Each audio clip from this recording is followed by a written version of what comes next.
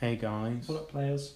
welcome back to the weekly Minecraft Let's Play. Skyders might know. With Minecraft. us two boys. Two certified, confirmed lads. Two confirmed thoughts. Thoughts. I'm Eli Humpersrink. And I'm Harrietta, Turtleskin. And this is Spin the Wheel.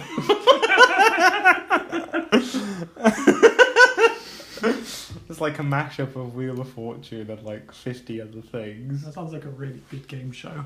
Just spin it. If they just did the Crystal Maze, but Yeah. just with spin. They just spin. That's all they do. It's a giant fidget spinner. And it's like 5 hours long. Each episode. And everyone's just glued to it constantly. They don't win anything. Yeah. You They win pride. Yeah, they win self-confidence. Yeah. And you win a fidget spinner. It's like a really small one. It's like a replica. Yeah, a replica of the show. And they cost like £1. Yeah. Anyway, so A pound of weed. Hey, we're edgy kids here. 420 blaze it up, boys. 450. I raise. I raise you. I blaze you. Well, 469. Red Dead Redemption taught me how to play poker. Like, I actually know how to play poker now because I played it so much in Red Dead Redemption and I won. Oh yeah. Well, Like, I know how to play that shit. I never really played the poker in it. I played everything because I'm a real fan. Oh, sorry.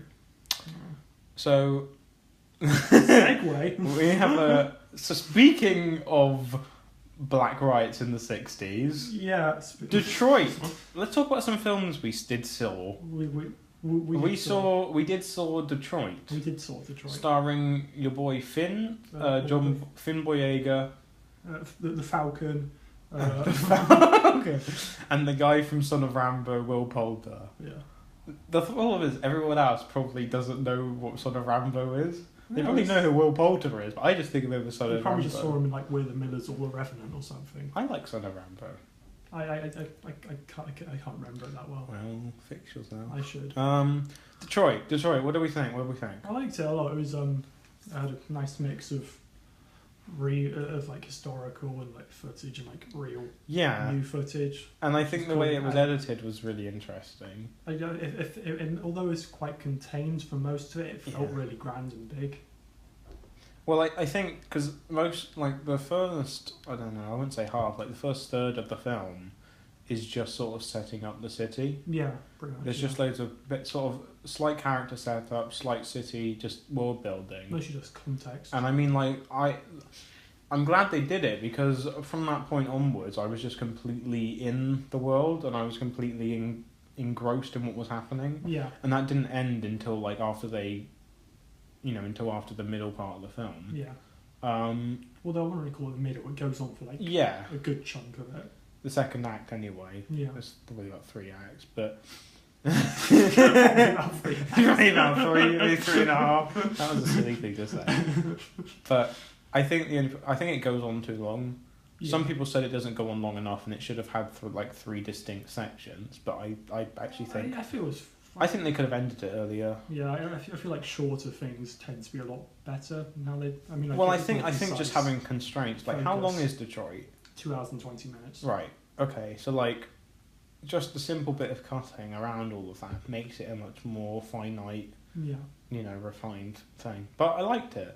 I thought John Boyega was very good. Yeah, I thought Will Poulter was brilliant Yeah, he's because he's there's some he's actually despicable. but there's some parts as well where he's just talking to his guys and he's just like, cool. You just feel he's like really natural. Yeah, and like there's that part where he's like asking them to pray and he's just like, this one's fucking singing. Yeah. Like, and he's laughing about it. I was like, that's brilliant. He Yeah. really owns it. And there's that guy from Free Fire in it as well. He's really good. He's the one who I can't really say because it spoils the film. I'll talk to you afterwards about it. Right. But yeah. Good Yeah. film, yeah, I liked it a lot, yeah. Next up, Valerian. You didn't see Valerian. I haven't seen I saw that. Valerian, directed by Luc Besson, Yeah. which somehow is the same guy who directed Leon and Fifth Element Yeah. and Lucy. No, but like he's sort of fallen off in a sense because he's not doing what he did with sort of Fifth Element and Leon, which is taking those French eccentricities and putting it onto these settings or like classic storylines. Yeah. And all it is now is his attempt at a Hollywood blockbuster. again, really kind of with like Fifth Element was a big Hollywood blockbuster. Yeah, but it was different. Yeah. And it was weird, and it has such a huge cult following now. Yeah. You know, I don't see Detroit not Detroit.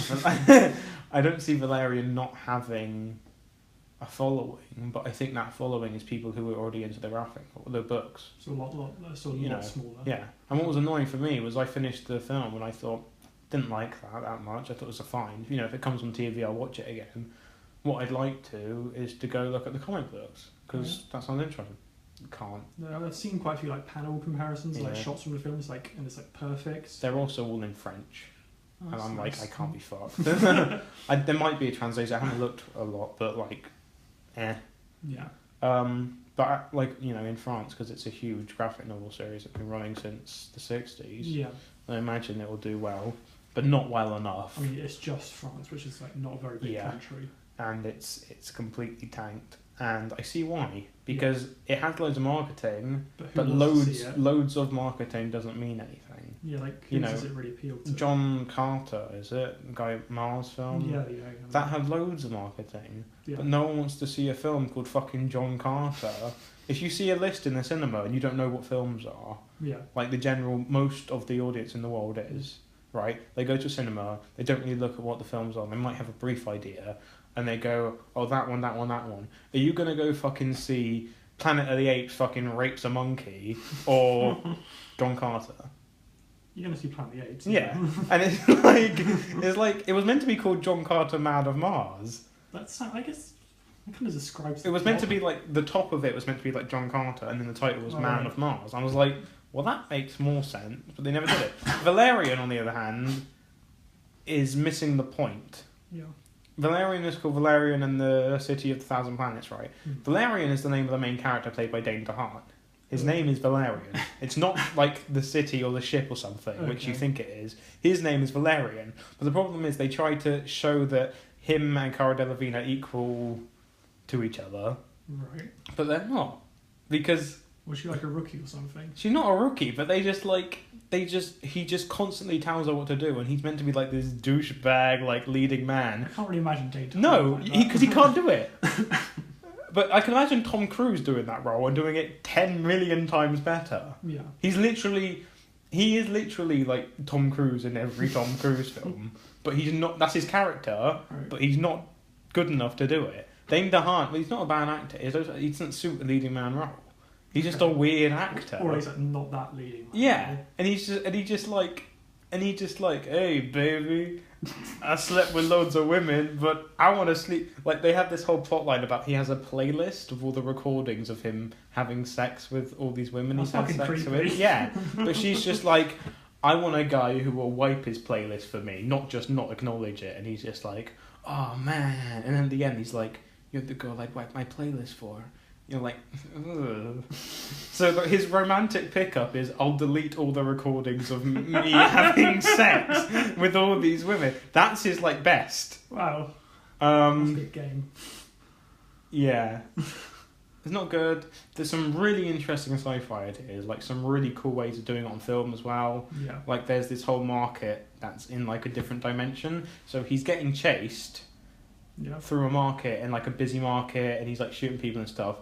When he takes off anyone who can see him though without the goggles on just sees him running through a desert. Okay. And I thought that was really funny and that's really cool. That's just the opening sequence though. The rest of the film is dull, and I think that's where the comics were apparently so popular because the comics were called Valerian and I think her name's L'Oreal or something. And it was meant to be about their relationship. The comics were called The Both of Them. And they've made the film about this leading man who has no character. And even then, after that, the whole comic book line is based around their chemistry and their romance. And there is none. This film made me go, oh, Cara Delevingne's alright. Which is not a thing that should happen, because she's not good. Yeah. But she was okay in this. Because she stood out. Clive Owen's in it. He's like an evil commander. He's one of those characters who walks in 5 minutes in and he's like, he's evil. And you're like... Yeah, he's evil. Like, you know what I mean? You know he's going to be the final bad guy. It's meh. Like 5 out of 10. If it come on TV, I'd be like, yeah, fuck it. Well, it's well made. You know, there's some funny parts. There's definitely not a Rihanna strip pole scene that goes on way too long. Oh, good. I don't like those. You know, it doesn't. It shouldn't have been like a 30-second funny quip that goes on for 5 minutes straight, and then it keeps flipping back to Dane DeHaan going, ooh, and then Ethan Hawke on a piano going, which is actually what happens. And then, like, part of the most sincere part of the film is Rihanna going to Dane DeHaan and saying, you liked my performance? And he was like, it's the best I've ever seen. And he's meant to be saying it sincerely, and this is meant to be like a really touching moment. Fuck this film. It's fine. It's just fine. I don't, like, it's not fine, it's less than good. It's below average, but it didn't perform like Skull Island did, because it doesn't have King Kong's name. And... Wait, what? Huh? How do you link it to Kong? Wait, what? Because Kong was also complete trash. Oh, right. And it had loads of marketing. But... And, like, it actually had, like, a good cast. Yeah, and also King Kong is, like, King Kong. Yeah. People know King Kong. And also the poster was fucking beautiful, but... And a lot of good posters, yeah. But yeah. Valerian, over and out. Over and out, right. Talk to me! Alright, I saw Atomic Blonde, which you did not see. Haven't seen it yet. Haven't seen it yet. I will see it. So it's like a really, really, really enthusiastic 6 out of 10. I really want to give it it's kind of because you really like want to give it a 7, but like it just can't do it because so the cast in the film is great. Like everybody performs their role really, really well. It's got John Goodman. Yeah, he's good in everything. He's just great. You've got like the action's really good, and there's one like truly like fantastic, incredible sequence that like keeps on going. Like yes, keep on going. It keeps on going, and it looks good. It's got a good soundtrack, but like it's like that. Apart from the story, it's just really like not that interesting. Like it's kind of interesting. It's like a lot of stuff. But there's too many things changing, and it's double crossing all the time. Well, the way I'm seeing it from. Like, when I saw the trailers, I thought it looked like John Wick with a woman, but it's not that. It's a spy film. Now it's that like I'm hearing it's Salt. a spy film, it looks like Salt. Yeah, Salt was very dumb. I like Salt, though. I can't remember it's that dumb, film. but, like, it's entertaining. The action's shot terribly, but it's just silly, and you're like, well, this is fun. You just blew up the Kremlin. Okay, I guess it's Salt, but, like, better action and, like... Better acting. And set in the 80s. But no, it's got... Is there a lot of colour? Yeah, it's got quite a bit of colour. There's cinematography up there, then? The cinematography's good, yeah. Sorry, I'll probably watch it. But yeah, I mean, Salt, I think it's a testament to just how fucked that film production was, because the DVD version of it has 5 alternate endings. Oh. And depending on which version of the film you choose to watch on the main menu, you're not going to see 4 of those. So you have to watch the film 4 times, because they completely change the last 30 minutes in every cut. In one of them, she blows up the Kremlin. Yeah. In the other one, she just moves to Alaska or something. It's fucking stupid. I feel saw it on TV, and I feel it's like when she was in a helicopter at the end. I don't remember. So it was so stupid, because she was like a victim, and they were like, "It's not me," and then it was her, which is like the lamest. Let's not talk about Salt. Yeah. No, but he's got a really good cast, but it's like. Although it's like meant to be touted as like this kind of feminist in a way, the way it's like marketed, but it has a lot of nudity in it, and like it's done. And Charlize Theron and Sophia Boutella, who's also in the film from The Mummy. So it's a good film. Then. It's a very good film. Wait, Sophia Boutella, is she Tom Cruise's sidekick in? No. It was the original Mummy. I know the actual Mummy, the actress who played the Mummy. Oh yeah, she was fine. The eyebrows. Yeah. Like, and it doesn't quite jar. And I saw a lot of things like comparing it like to Wonder Woman, because like Wonder Woman's like a really optimistic kind of feminist film. Right. So she has a woman protagonist. Don't think that makes it feminist, but whatever. What do you think's better? Wonder Woman. Okay. It's Wonder Woman's like the story's good. I really like Wonder Woman. It's really good, yeah. But no, that's kind of it. I mean, like, probably like see it. Like, if you miss it in cinema, just watch it on like Netflix or something when it comes to that. Okay, not a buy on Blu-ray day one. No, like, it's worth watching this one fucking great action scene. Yeah, that's about it, really. Okay, it's good though. Final film, another one we both saw. Yeah. Annabelle Creation. 2, the squeakquel. So it's weird that there's 4 films that we're talking about today, Yeah. and like 2 of them that are very good weren't the ones that I thought would be amazing. I thought Detroit would be good, and I thought Atomic Blonde was going to be good. Never thought Annabelle Creation was going to be a good film. No, it seemed alright. I saw the same guy who did Lights Out, and Lights Out was I pretty haven't good. seen Lights Out yet. It's Yeah. good. Yeah. But wasn't he just a short film guy? He made that short film and then he got Yeah. the Lights Out. So he's gone from that to a Yeah. mega... And now he's going to be doing the Shazam movie, which is going to be strange, but I'm looking forward to it. Okay. But yeah, Annabelle. Um, What did we think? I thought You're right there. The cancer. No, I thought Annabelle was decent. I thought it was a 7 out of 10. It was like a good horror film. Yeah, it was decent. It wasn't anything original, No. really. It wasn't anything exceptional. It was just a well done, by the numbers horror film. It's just a fun. It's just a really fun haunted house film. Yeah. Yeah. Same way as Conjuring 2 is. Yeah, but I think Conjuring 2 is better. Yeah, I prefer Conjuring 2 to the first Conjuring, actually. Oh, yeah, same. I just think that house environment for Conjuring 2 is so much more creepy and realistic than, like, the grandiose house of the first one. And also, like, The Nun. The Nun is the creepiest fucking shit they've ever fucking done in this whole film universe. Yeah. And in Annabelle Creation, spoiler alert if you really give a fuck, there is a part where there's the nun in a picture, and I was like, I swear to fucking God, if they put this nun in this film alongside that creepy fucking doll, I'll kill myself.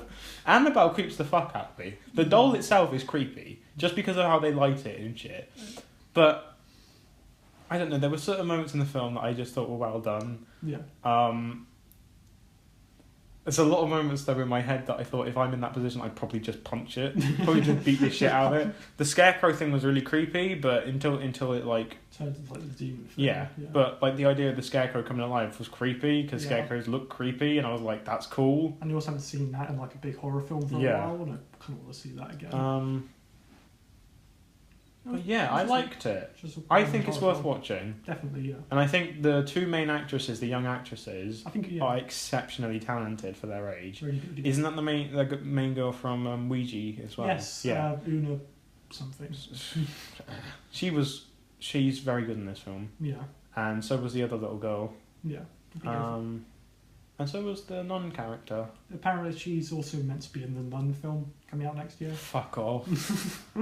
I can't. That nun is so creepy. Yeah, she's like the whole painting scene from the second country. It might be one of the best horror film things I've seen in a while. Like, in cinema, fucking anyway. hell. Yeah. Yeah. It's creepy. Yeah. I don't like nuns now. I swear to, like, the thing about a good horror film, you know it's good when you go home and you actually start thinking, kind of want to close that cupboard. And like turn the light on when I go in. Yeah, maybe. Yeah. Just a little bit. It's like when you double take, like when you look at a shadow. Yeah. That's when you know you've seen a good horror film. Like Annabelle did it to me a little bit, and I was like, but when we saw Conjuring 2, yeah. I was like I was looking down my corridor to just check the door was locked, and I was like, no, I'm pretty sure it's locked, I'm just going to go to sleep. Because it freaked me out. That nun freaked me out, you know. Babadook didn't really do that. Babadook is more of a thing where the character's creepy, but it was a psychological thing. I felt like the creepiest part in the Babadook was is when he turns up on the TV screen. Yes. That part creeped me out the most. I mean, the part that scared, made me jump was when she's sort of doing the dishes and she looks through the window and he just stood there. I was like, fuck off. But the thing is, you know, when a jump scare is good, a good jump scare isn't really a jump scare. It's something that, I mean, M. Night Shyamalan does it very well. He doesn't really do jump scares, but he does it where you sort of build tension by making an audience familiar with a shot. Yeah. And then changing something in that shot so they're like, wait, what the fuck? It kind of creeps them out, yeah. You know, I saw a stage version of Woman in Black, and what they did was they had this broom handle, not a broom handle, like a coat holder in the corner of the room while the scene plays out, and the main character puts his coat on it at the beginning, and they have their scene, then he walks out with his coat. The coat handle turns around and it's a woman in black, she walks off, and I'm like, that was fucking scary, because you didn't know. She was just there in plain sight, and shit like that works in films. And I'm not saying Annabelle had any of that necessarily, but they do a few things where it's like they make you familiar with a shot, Yeah. and then they fuck with you a little bit. Like a lot of stuff with with the locked room. Yeah. It just keeps like it's sort of like you're just waiting for it to happen, and it just goes on for so long. I really liked it. Yeah. I really like Annabelle. I might get it when it comes out, Maybe. but I don't really get horror films because I like watching them in the cinema. And also a lot of horror films I don't really want to watch alone because they'll freak me out. Yeah. That's films. That's films. Hellblade: Senua's Sacrifice. Yes. I played Hellblade: Senua's Sacrifice, Harry. Did you enjoy it? I very much did. Did you? At first, I thought, well, this is the same game. When you start, you have your little intro bit, and then you're sort of introduced to 3 parts. So it's like you kill this god, then you go and kill this god, and then you can go and face the god, like the main person. You're like, oh, so it's like 3 parts, and then you finish the game. So you kill the 2 gods, and you're like, that was fucking awesome. Then you're like, okay, let's finish this game. She goes to kill the 3rd one. No. And then like the game goes from this thing where it's like leading you through these linear sections to get to a boss, to being these open sort of areas within like Nordic mythology where you're sort of walking around like shipwrecks and burning trees and hang bodies and shit. And you're like, well, this is cool, because I thought there was just going to be 3 boss fights and that was the end of the game. But there's a lot more. Okay. And as you go deeper and deeper into her fucking mind, it gets creepy. And she starts seeing the faces, like you can walk past a rock, and they've done this deliberately. You can walk past a rock and she'll see the face of her mother in it, and then you turn back around and it's just a rock. Alright, so that kind of reminds me of the Joker in Arkham. Yes, that was very well, it's similar to that. Okay. But mostly, what was amazing about this game is the fucking audio stuff. Yeah. You put headphones on, because they tell you to put headphones on. You have voices inside your head. You just have straight up voices. There's no mini map, there's no guide, and they just tell you what to do if you struggle for too long, or if they get annoyed at you. Or like this is my favourite thing about it actually. When you're in combat, rather than it coming up with a counter thing or an indication on the screen that you need to counter, they're just like, behind you! Okay, that sounds... And it scares you because it's a jump scare, but you're like at the same time, okay, it's fucking behind me. That's the same feeling she's feeling. She, the character feels, oh, it's behind me, I'm scared. So the voices replicate that. Or like when you damage an enemy enough, he's like, he's down, fucking finish him, sort of thing. They don't swear, but like, they just finish him. Kill him, shit like that. That sounds intense. Awesome. The combat is really interesting because it's made by Ninja Theory, who have done Devil May Cry and Enslaved, games that... Yeah. Devil May Cry especially, which was focused on combat, which I actually really love. They have a combat system. Everything you can do at the beginning of the game with the combat system, you can do at the end of the game. There's no difference. But you don't do everything at the beginning because you don't know what you're doing. You're just tapping, trying to survive. Then as you go on, you realise, oh, if I do that combo, then she actually does a stab. It never comes up and says, do this, and it does, she stabs someone or something. But you figure it out. And then you start whipping out these combos where she fucking stabs someone, like knocks them on the head, then does a swirl, and you take out a 5... And it's so satisfying, because the camera's like right here, and you can only fight one person at a time. So you have to always be... And the way you keep track of everyone in the room is with the audio. Yeah. There's a whole section where you have to fight a boss, and one of its abilities is you can't see it. The only way you can hurt it is by tracking it down with her ears, and then going forward and attacking it. Okay. And it's awesome. There's loads of sections where you can't see anything on the screen. You have to use your ears to get through the whole maze. And there's still enemies there that will kill you if you go near them, but you use your audio to keep away from them. Okay, that sounds like that sounds like something you really need headphones for. Yeah. And it's amazing. And the soundtrack as well. The soundtrack only really kicks in during the cutscenes or during the fights, and it's intense. And as you keep going on with the fights, and as she gets hurt, she, it gets louder with the drums and shit. And one of the mechanics of the game, didn't even realise first time around, is when you get knocked to the floor, there's an animation, and then she like tries to get up, and then she gets killed, right? Right. They don't tell you this in the game. If you tap the move button or try and tap, she'll like start resisting. She'll get angry at her face and she'll get back up. Okay. And she won't die. And she'll be like, she'll do more damage because she's angry. It's just touches in the game. They don't tell you at all what to do, like, straight up on the screen. You use your mind, or you just do it accidentally, and it becomes a thing. And it's that joy of just basic gameplay becoming just something you discover. What was it? There's a mechanic in the game, right? You tap a button, and it slows down time, stops all the enemies, and then you can whip out loads of attacks on them so that they die when the time resumes. Yeah. It doesn't tell you this. Basically, the voice is in your head. So during the puzzle mechanics, they're like, you need to focus on a puzzle. You need to focus on this light shade. When you focus on it, it unlocks a door or something. It's all called focusing. This button is for focusing. And when she's in the fight, they're like, you're going to die if you don't focus. You need to focus. You need to focus. Focus on this fight. And then you're like, wait, they're saying focus. You use the focus button. Pauses time. Right. You can actually beat that whole boss fight without using it, though. You can beat the whole game without using it. But they tell you to focus, and she focuses, and you pause time for a little bit. I think it's genius in that sense. Yeah. That kind of reminds me of older games where they wouldn't tell you everything, just need to figure it out yourself. But there's no manual either, and it's just, I had a great time with just that aspect of it. My only problem is, I've spoken to you about this, I think the ending song of the game that plays after during the credits, it feels out of place with the rest of the world building that they do, because the rest of the soundtrack is superb. Especially the final fight soundtrack, where it's epic and really huge, but it's just building on all of these like tribal beats and shit, but with now vocals and stuff that all get added in the final fight. And it's brilliant.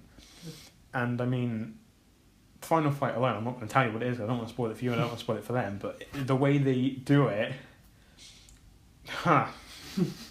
it's not what you'd expect. But yeah, just the ending song. It sounds like a little bit like a dad rock album, like a Nickelback. Yeah, in a way, but like the lyrics make sense with the character. It's just the actual type of song it is feels out of place. So, like, another band should have done like a cover of it. Maybe. I think they should have just had, because they have this female vocalist during the last fight that just suddenly comes in. I think they should have just got her to do a cover of the song. Okay. But I don't know, or maybe just have the exact same song, but just cut out like the more modern elements of the music. But I don't know. Also, there's some really interesting parts. The game blends live action video, what's the word? Where it's something superimposed into the world, or like she's talking to someone and they're actually live action. It's a live action actor alongside her like motion capture. Okay. Because it's in her mind. That sounds fun. I know it's really fun. After what I've just said, do you not want to play the shit out of it? And it's only £25. Yeah. And I think it has more content than some games do when they come up for like 50 quid. Has more content than Order 1886, and the graphics are better, and the gameplay is better, the story is better. Alright. And it's half the price of that when it came out. You know, Lawbreakers is out at the moment. I heard it's flopping. Yeah. But like, I think if you have a choice between Hellblade and Lawbreakers, that for me it was obviously Hellblade. Yeah, I mean, I played the beta for Lawbreakers. Yeah. And it's just like a less fun Overwatch. Yeah. Like, well, because there's interviews with Cliff Bleszinski, yeah, yeah. And he's like, well, Overwatch is for anime fans. That's why we've made Lawbreakers. And I'm like, okay. Yeah, but see how well Battleborn did. No one remembers Battleborn. They sell it for like £5 now because no one plays it. And they've made it free to play as well. Like, nobody wants to play. No, go away. But yeah, Hellblade, 9 out of 10, just because I wanted it to be a bit longer. Okay. I think it's long enough. It took me about 8 hours actually, but I would have liked it to be a bit longer and more variety in the enemies. Apart from that, I'm very, very pleased with it. And for £25, well worth the money, because it also comes with the making of documentary, which is really interesting. So yeah, that's my opinion on Hellblade. You wanted to talk about a little thing, yeah. Mr. Miracle. So talk to me. It's a new series from Tom King, and it follows Mr. Miracle, right? So he came from this other planet His real name, and he can escape from absolutely any situation, and his real name is Scott Free, which is great. But no, like the new books come in this first series. It's gonna be 12 issues, and it's been getting like 9 out of 10s and 10 out of 10s across the board, and it's like sold out. I mean, at the comic shop where I got it, like I had to go up to the counter to ask for it, and they just happened to have one, but like under the counter, and that was like the only one they had. They don't have any more. No, they didn't have. So I'm not going to get one. I mean, they're going to order a lot more. Oh, okay. But yeah. I don't imagine they expected anyone would get it. No, I think because like there's. Because I imagine they order before things yeah. get released, and they're thinking this is just a small thing. Apparently, is it Image? No, it's DC. Okay. It's meant to be sold out like across like America, everywhere, pretty much, because everybody wants to read it, and it's really fucking good. It's like so like I'm not going to say too much, but like in the first 2 pages, you see him like bleeding out on the floor because he slit his wrists, and he's saying like he can escape death, and it's got a lot of Christian like imagery, not imagery, but there's like a lot of allusions to Christianity and like the afterlife, and it uses like a nine panel structure on a lot of the pages, and like one of them will just say Darksiders.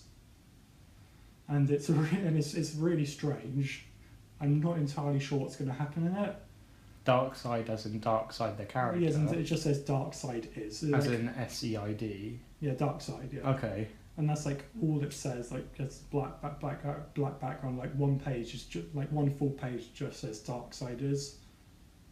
And it's like, I don't know what's going to happen next. Interesting. 12 issues? It's going to be 12 issues, yeah. It's just the first one just came out, but... And they're ordering more of the first issue? There's going to be a lot more of it. It's sold out like really well. But they're ordering more? I imagine they like... Okay. I think they might have had like one more under the counter. Well, if they don't, I'll either just wait until they've released it as a full volume. Yeah. Or I'll borrow it off you. Yeah. No, but like if it turns out like a lot of people saying it could be like the next like Watchmen tier type thing. If it continues, the way it's going, that's a big thing to say. That is a very big thing to say, and I can kind of see where they're coming from. I really think I'm excited to read it eventually now. I mean, it's great. It sounds really interesting. Like I knew nothing about the character, and he seems. Is he a like known character? He's kind of known. I think he was created by Jack Kirby because it's like a big revival thing of his. So has he been a thing before? Yeah, he's been. I think he's been around since the 60s, but he hasn't really done too much. Well, I mean, his power is that he can escape from anything. Yeah. So unless you get creative, it's always going to be that. Yeah, pretty much, yeah. And looks like Tom King's been very sounds creative. Very interesting. Yeah. I'm going to have to see. Check it out. Yeah. Yeah. Cool. Yeah. So last week, we had a little bit of chat about the Wii U and Zelda and why the Wii U sort of failed. Yeah. So I wanted to talk about what do Nintendo have to do to make the Switch survive? I mean, it's gotten off to a good start. It's like sold out in quite a lot of places, which is a good sign. Yeah, I mean, the actual hardware selling is the first thing that Wii U didn't accomplish. Yeah. They've already crossed that hurdle, which is important. But the hard part now is keeping that player base. Yeah. Because, some people, if they start releasing the PlayStation 5 or some new version of the PS4 or something, or the Xbox, especially Xbox One X, what stops people from going, well, I'm just going to sell my Switch and get that because that has games I want to play? I think it looks like Nintendo are really trying to push their first party stuff. Yeah, they are. I mean, starting with Zelda was like I doubt half as many. Yeah, if it wasn't. I think that starting a console generation or a console line with a game that is reviewed as one of the best games of all time is a very good marketing. Is a very good market. Yeah. And they already hit it off straight away. Because if you bought a Wii U, if you bought a Switch, you bought Zelda. Yeah. Well, if you didn't, you're stupid. Yeah, what else would you get? Like 1-2 Switch. 1-2 Switch should have been free with the console. Yeah, really should. But yeah, Mario Odyssey's coming late this year, and that looks really fun. And Nintendo themselves have put it on the same line as Mario 64 and Mario Sunshine. Yeah. Which are hailed as like the best game, like. And if it lives up to that, then like the Switch is going to have like 2 killer apps like within its first 12 months. Yeah. Which would be really good. Even PlayStation 4 didn't have that. I mean, like what? They had Infamous, right? Infamous Second Son is a good game. It's not the best game of all time. It's not like that tier. No, Knack might be, But no, I mean, like, they've got Horizon now, which is like a staple. I played Horizon. I thought it was fine. I don't really get why people love it. I think, you know, same as you with Stranger Things in that sense. Like, I liked it. I don't get why people like really I love have it. no idea why people love it. I didn't even finish it until like I thought, oh, I haven't finished that. All right. The gameplay's fun. The characters are cool. Just You know, Okay. it's not. I don't think it's anything special. Gonna get the expansion. Probably. All right. Just because, I don't know. I say that though. I haven't even done most of the stuff in Horizon because as soon as I finished the story, I was like, I've forgotten what I need to get out of this. Okay. Which is weird, you know, because I got Zelda and I was like, well, I want to get everything out of this. Yeah. You know, if it They was came out the same day, didn't they? yeah, I think so. Yeah. And I was like, if this had a more reachable 100% goal, I would do it. Mm. It's insane. There's 900 seeds to collect. That are, each one is a puzzle to collect, and they're all scattered throughout the world, and there's no indication to find where they are. All right. You can use a guide, but like That kind of kills the yeah, fun. Yeah. and I'm not gonna fuck with that because there's no reward for it Mm. either. But yeah, Switch. I think there needs to be a healthy balance between first and third party. If not, they need to have some first party stuff that appeals to everyone. Because while I think Zelda and Mario are great titles that are going to draw people in and keep people interested, after a while there's certain experiences that people sort of crave, and if they don't start coming to Nintendo, people are going to go elsewhere. Yeah. You know, I think PlayStation exclusive, as a typical exclusive, is a sort of story-based, Very third very person, high production values. very high production, Yeah. game about story, about a bit of sci-fi maybe, Yeah. great graphics, great gameplay, great story. Yeah. Not longer than maybe 15 hours if you're pushing it. That is a typical PlayStation exclusive, right? Nintendo typical exclusive is a really fun, Bright, cheery cheery game. Xbox just depressing. Forza and Halo, bland colours, fun bits. Yeah. You know, and Very grey and brown. I think Nintendo. I want to see them branch out a bit. I mean, Splatoon's a shooter. Yeah, and that's but it's meant to be really quite- colourful as well, and it's got a huge following at the moment. Mm. Do you know? I think if they took Overwatch to the Switch, that would be good. Yeah, because like playing that on the move. Well, I don't know. You need an internet connection, wouldn't you? Yeah, but still, they got a cafe playing Overwatch. Yeah. I think they could probably do that, but it's bright, cheerful. Like loading times are really short on PS4. Yeah. So I imagine it'll be like a bit longer on Switch. I'm not sure if they'll be able to handle. Well, I think Yeah, Skyrim to Switch is a great choice. No, No. I feel like Fallout would have been better, but Yes, but in the sense that I don't like Skyrim. I think it's fine. People seem to love it, but in the same way that everyone, not everyone, people wanted to play Skyrim. People want to play Skyrim, and being able to take that on the move with you means you get a lot more time to actually have that world, rather than having 3 hours at night to play a video game and then being like, well, I'll get like into the opening of Skyrim if I do that, or I could go and play something awesome. Yeah, just play like Overwatch. Yeah, and stuff. I think Skyrim's a good choice. I think they should do Fallout at some point Yeah, because it's they kind of can. needed. I think that they should put. If Bethesda did their own game for the Switch, like one specifically made for it, that could work That'd be really interesting. But the problem is, Switch is hardware-wise less than the modern consoles, well. right? Yeah. And it's annoying because there's so many cool ideas they could accomplish, but you got to think, let's think about games that released a while ago. Yeah. You can't think of a new game that's just come out for everything because it wouldn't run. No, just wouldn't know. I think there's some very clear choices, and I think there's some interesting ones. I don't ever think Nintendo was the place for Call of Duty. Because I have Black Ops 2 on the Wii U, and I played one match and there was one other guy in the server, and I just kept killing him because he didn't know how to play. And I was like, this is shit. Who the fuck wants to play Black Ops on a Wii U? No one. I think Shadow Mordor should have been a thing, but that's way too graphic wise. So They could just tone down the graphics, maybe. yeah, they did that with loads of stuff. They did that with like Amazing Spider-Man and all sorts, just to fit any third-party title on the Wii U. And it just meant that why would you go there for that? But then again, I think Switch's selling point at the moment is not I want a system that plays third-party titles. It's fun I want Nintendo shit. And if Nintendo keep releasing at this rate, where they've released fucking Zelda and Mario, and also Mario Kart and like ARMS, which must be really all good. in the same year, and Splatoon 2, Yeah.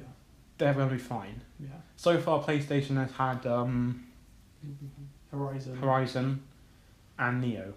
Those are the two ones that are really praised by What's people. coming out this year? Like, what else?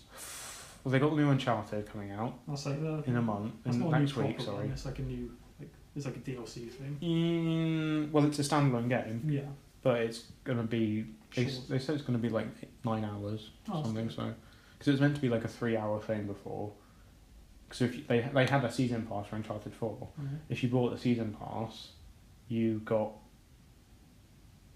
this new expansion pack. But then Naughty Dog got ambitious and they were like, actually, let's make this a solo game. Okay. So it looks interesting. I'll get it because I played every Uncharted and I think Uncharted 4 is really good. But yeah, Switch doesn't need a lot to survive. It just needs. If they just keep doing what It they're needs doing. things like Super Mario. Yeah.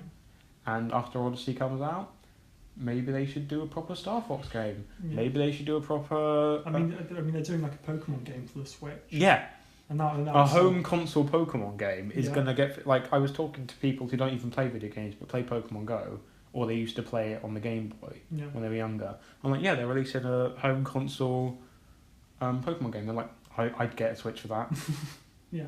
and they're not lying. Because like it sounds like I used to play a lot of Pokemon and like in 3D and like a proper console thing. Yeah, And if I could take it anywhere, that sounds like a lot of fun. Yeah.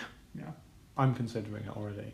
I'm considering just to play fucking Zelda again, just because I think Switches are cool. Yeah. Oh, it'd be cool if I could just take the Switch to like anywhere with me. I could just take Zelda anyway. No, stop it. But yeah, Switch doesn't need a lot. Could be so. Final topic. Final. I want to talk about Red Dead Redemption 2. Oh yeah. Not coming out for a while. Probably like March, May next year. I don't know. At the earliest. Yeah. Yeah. Because it's meant to come out this year. Delayed it. As long as they give us a trailer, I don't really give a fuck. I Or think- or gameplay. I mean, like, I don't think they'll show off gameplay, but they might, like, maybe a PlayStation experience or Gamescom. Maybe they normally show off a bit of gameplay stuff within the trailers. Oh yeah, like, and it's because they did that one for GTA. Well, for GTA, they did a character video each like 10 minutes long, Yeah. or they did those ones where it was like explaining how gameplay worked and things. And, Yeah. You know, ideally, I'd like Red Dead Redemption 2 to be a story experience that is just gonna fucking blow me away. No one knows what it is yet. We still don't know. The trailer came out like before Christmas. It was October, yeah. Yeah. No one knows what it is still. But like, I am still fucking hyped. The only problem, this is the thing I'm bringing up though, is GTA Online is so successful Yeah. that they abandoned plans to make a single player DLC because they were making so much money off of the online just selling a new t-shirt. Yeah. It's because it makes so much fucking money. But the difference is, in my head, Rockstar have always been a company who care more about their product than they do about money, because they know they'll get the money, Yeah. but they care about their product. I can imagine being a developer and thinking, oh boy, I've just released GTA 5, it's getting amazing reviews, let's make a single player DLC.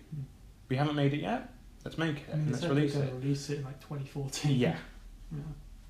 And then they're being told, no, sorry, we're not going to fund that because these guys are making millions and millions a day because they decided to design a new t-shirt. And it's like, I can imagine even the guys in GTA Online, even though their game is making a lot of money, they're not getting paid more. Yeah. And at the same time, their creativity is at its bottom low. Yeah. All they have to do is release updates and shit. And oh look, a new type of like airplane. yeah. Get some like. And it gets soul crushing, and that's why I'm so excited for Red Dead 2, because I want to see what this team is working on. Yeah. You know, I don't want it to be GTA 5. I don't want to have multiple characters, if I'm honest. It looks like there's going to be like a posse system or something. but I don't want multiple characters. I want Red Dead 1 better, which is a big thing for me to say because Red Dead Redemption is my favourite game. Yeah. And I want that, but revamped, new graphics, gameplay, characters, and be blown away by it. And I'm worried because it's sizing up and it looks like it might be a prequel. I think it is going to be a prequel. Yeah. But I don't really care about that character anymore. I know how it ends. Yeah. Unless they go down a different character's route and they focus on that one guy who's somehow related to that, I'm indifferent, but I'm sure when I play it I'll change my mind anyway. It's just, I trust Rockstar, but I'm worried that, like, when they released the first post for Red Dead 2, they specified on the post, this will also be a host for this massive multiplayer experience. Yeah, I saw that, yeah. And I was like, well, they're specifying that because GTA Online made a fuck ton of money and they're going to focus on it. They're going to sell it day one with the game. It's going to be part of the game when you get it day one. Yeah, I feel like with a Western setting, they could probably do a lot less than they could with like a modern day setting. Well, I also think, in the same sense, Red Dead Redemption Online won't do as well as GTA 5 did. I don't think it will. Because GTA 5 appeals to every fucking teenager out there and every person out there. If you like video games, GTA has something for you. Yeah. We've both played it. Yeah. Everyone who plays video games has played it because it has something for you. For me, it was playing as Trevor and the story play and the story and the heists and everything. Yeah. That drew me in. I was like, that looks fucking awesome. And that's what I played it for. I barely touch online. I played like a little bit, but I never really got into it. But there's kids out there who buy it and they don't play the story. Yeah, I've seen that. Yeah. Which is actually, I think, the worst travesty for me. Because unlike Call of Duty, Rockstar so care about their story. They give you 35 hours plus of story content for you to go, boy. And like so many side activities. Yeah. As well. Yeah. And they don't tell you where it is like Ubisoft do. They let you discover it. Yeah. And they put so much effort into it. And Call of Duty, they don't really give a fuck. They make it so that they do it because they feel their obligation. And most people just go straight to multiplayer. Yeah. I never did. I always played the story, but most people just go straight to multiplayer. And that annoys me. That annoyed me about Call of Duty because I was just like, well, there's effort going nowhere, but fine. You know, there was a point, I think, where they were talking about cutting campaign from Call of Duty because no one played it. I think if they just focused on multiplayer, that probably helps. Yes, but look what happened with Titanfall, though. Yeah. They did that. Titanfall 2 did it. They actually included a campaign this time. People still didn't buy it. And it's a shame. Yeah. Because, I mean, we're getting off topic a little bit. I'll go back to it in a second. But the reason Titanfall 2 failed was because they released it directly between Call of Duty, like with the Modern Warfare 4. Yeah. Sorry, Modern Warfare Remastered, and Battlefield 1. Yeah. Now, if you're a normal person who doesn't have enough money to buy all three games, do you go Call of Duty or Battlefield? No one even thinks about Titanfall, because Titanfall is the risky one. Titanfall should have come out in March. Should have come out in March the year after. Yeah, just delayed it for a bit, yeah. And then people would be like, oh, there's nothing out at the moment. That's multiplayer shooter. I want that. But they didn't, because EA didn't really give a fuck. I think what's killing industry is money. Which people like. It's just an obsession with the money side of things. Yeah. Hellblade is such an original and brilliant experience, and that's why Ninja Theory had to publish it themselves, because they went to publishers and people said, no, what the fuck is that? They asked people to publish it. Like, they published DMC and they published everything else, and they took Hellblade, this game about mental health, and their choice was either to accept that people go, no, I'm not supporting that sounds stupid, it'll never sell, or they were like, okay, we'll release it ourselves. Yeah. And I'm so glad they did, because if more developers start doing what Hellblade did, we're going to get some interesting shit. Well, I mean, because when you have that high production quality with that new side of things, you get some interesting stuff. I mean, although the production quality wasn't as high as what they did with Friday the 13th. Yeah, because they had passion. Yeah, that's because initially they went to a bunch of publishers and they wanted them to tone down the violence and cut out quite a bit of stuff and make it set in the modern day so they could appeal to more people. They're like, no, we want to do our own thing. Can you fucking imagine if that was the case though? Yeah. If it was it didn't have any blood, and like and like it was set in modern It's day. all just hipsters running around. Oh god! Yeah. I'd kill myself. Mm. I'm glad that they did that, Mm. and I know it's a bit of a buggy mess still, but like I've had fun with it. Yeah. But yeah, Red Dead 2, very excited. I'm severely hoping that GTA Online's success doesn't affect this game. If anything, you know what? I hope that this game, multiplayer side of things, makes no money. I hope that no one decides to buy extra money for it. I hope that people go, well, yeah, it's cool, but the best part is the single player. Yeah. That's it. Because I know it. I mean, why do I give a fuck if Rockstar makes money? I don't. What I care about is Red Dead Redemption 2 storyline because I love that. And it's going to make them a shit ton of money, like, no matter what. Yeah, because it has Rockstar on it. Yeah. You know, because when Max Payne 3 came out, it was a Rockstar game. Not many people has bought it as much as people buy GTA, Yeah. but it was a Rockstar game. It was the first Max Payne Rockstar game, and there was posters everywhere. Yeah. In our own shitty little town, there was posters for Max Payne, which are normally filled with GTA and stuff, and I was like, Max Payne is Max Payne 3 is a really good game, but it was never on the level of Grand Theft Auto, No. in the sense of scope and everything, but I think it's just as valid. Yeah. And Max Payne had an online mode. Oh, yeah. No one gave a fuck. Like, I played it for a bit, but like, I played a few matches, Yeah. but the single player was GTA like 4 had online, no one gave a fuck. Mm. But then GTA 5, I don't know what the magic formula was. I think it was just that every kid and his mum wanted fucking GTA 5 in the first place, and then this bit on top basically gave you an infinite play space. I think it's because it's basically an MMO. Yeah, and that on top of, people always say that GTA is just fun because you can always just drive around and do what you want, Yeah. and that combined with other people is fun. Yeah. Don't like GTA Online. Don't really like the community it supports because there's no. It's all just 12-year-olds Yeah. like who watch Vanos Gaming or something. But yeah, that's GTA. I'm really excited for Red Dead. I keep forgetting it's a thing. When it comes out next year, I might just not do anything for a week. I might just tell everyone I'm busy Mm. because I kind of just want to get sucked in again. Because I love Red Dead. I love it so much. I think the story's way better than GTA as well. I think the driving force of John Marston in Red Dead is so much more powerful than three rich guys want to get richer.